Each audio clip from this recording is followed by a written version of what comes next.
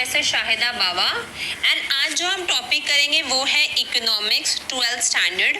ठीक है, last lecture में हमने meaning definition of micro economics किया था and features of micro economics किया था। ऑलराइट, अब जो आज हम टॉपिक करेंगे वो है इम्पोर्टेंस ऑफ माइक्रो इकोनॉमिक्स। अब जब हम बात कर रहे हैं इम्पोर्टेंस ऑफ माइक्रो इकोनॉमिक्स की, तो देख लेते हैं कि माइक्रो इकोनॉमिक्स के इम्पोर्टेंस क्या क्या है। ठीक है, जैसे हमने पहले भी कहा था कि माइक्रो इकोनॉमिक्स क्या करता है, माइक्रो इकोनॉमिक्स जो है वो स्टडी करता है स्मॉल यूनिट्स को। ठीक है, वो पूरी कंट्री को स्टडी नहीं करेगा, वो अ पार्ट ऑफ कंट्री को स्टडी करेगा। ऑलराइट, जैसे कि फीचर स्क्रीन पे दिख रहा होगा, study of individual units, price theory, partial equilibrium based on certain assumption, slicing method, use of marginalism principle, then you have analysis of market structure and the last point was limited scope। है ना, वो अगर पूरी country को नहीं पढ़ रहा है तो उसका स्कोप क्या हो जाएगा, बहुत ही लिमिटेड हो जाएगा। राइट, अब इम्पोर्टेंस देख लेते हैं। सबसे पहला जो पॉइंट है माइक्रो इकोनॉमिक्स का इम्पोर्टेंस वो है प्राइस डिटर्मिनेशन। ठीक है, माइक्रो इकोनॉमी एक्सप्लेन करता है कि अलग अलग प्रोडक्ट्स का, ठीक है, अलग अलग फैक्टर्स ऑफ प्रोडक्शन का प्राइस हम किस तरीके से डिटरमाइन कर सकते हैं। है ना, इसका मतलब क्या हुआ कि अगर तो प्रोडक्ट ए है फॉर एग्जाम्पल मार्केट में, ऑलराइट, तो उसके बारे में वो स्टडी करेगा। Alright, a particular a product का प्राइस क्या है उसको डिटरमाइन करेगा। There are 4 factors of production, जैसे मैंने लास्ट लेक्चर में भी कहा था 4 फैक्टर्स ऑफ प्रोडक्शन जो है वो तुम लोगों का कौन कौन सा है।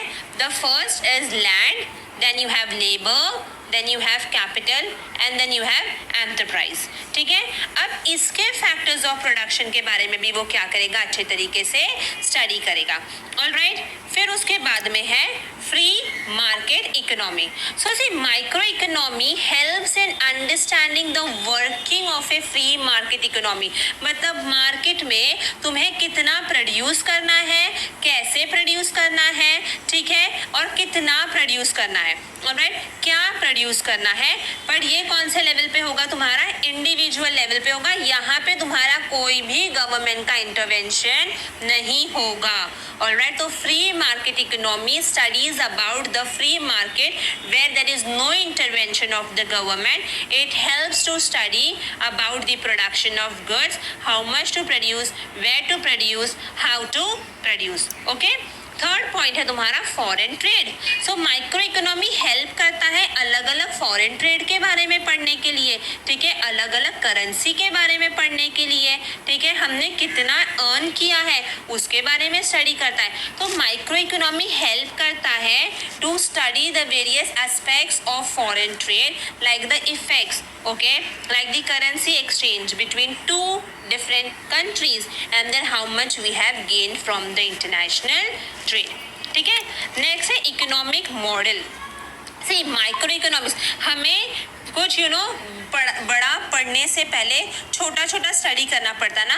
हमें फॉर एग्जाम्पल अगर पढ़ना है एरोप्लेन, तो हमें ए क्या होता है, ठीक है, ई क्या होता है, उस तरीके से हमें पढ़ना होता है एंड देन कम्स एरोप्लेन। ठीक है, तो सबसे पहले ये इकोनॉमिक मॉडल बिल्डिंग भी वही देखता है कि माइक्रो इकोनॉमी हेल्प करता है to understand small models and then going further into a larger concept. Okay, so microeconomy helps in developing various terms, I can say concept, tools of economic analysis. Alright, next है business decision। है ना, micro economic theory क्या करता है, help करता है businessman को to understand decision making, किस तरीके से वो डिसाइड करेगा। ठीक है, किस तरीके से कॉस्ट ऑफ प्रोडक्शन होगा, प्राइस क्या क्या होगा, आउटपुट कैसा होगा, हम प्रॉफिट किस तरीके से कमा पाएंगे। तो ये सब कुछ कौन हेल्प करता है, माइक्रो इकोनॉमिक हेल्प करता है to take decision of the business. ठीक है, नेक्स्ट है useful to the government. Okay, see micro economic is very helpful to the government in framing economic policies. It is why so because it studies about the individual.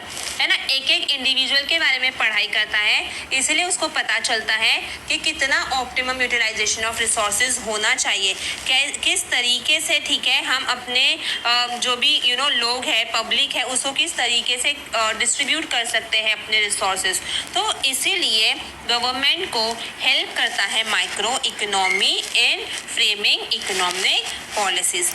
And then comes basis of welfare economy. जैसे मैंने कहा, micro economy helps to understand, it helps to explain how to use the resources in the best manner, so that for example हम बोल सकते हैं tax can be utilise properly for the welfare of the society, है ना। तो micro economy किस तरीके से इंपॉर्टेंट है? It helps to determine the price, it helps to study the free market economy, it explains the foreign trade, it explains how to build the economy model, it helps the businessman to take proper decision, it helps the government in framing economic welfare of the country. ठीक है, तो ये छोटा सा concept था of economy, of importance of micro economy. Hope ये concept जो है तुम लोगों को समझ में आया होगा। If yes, do like, share and subscribe my channel. Thank you.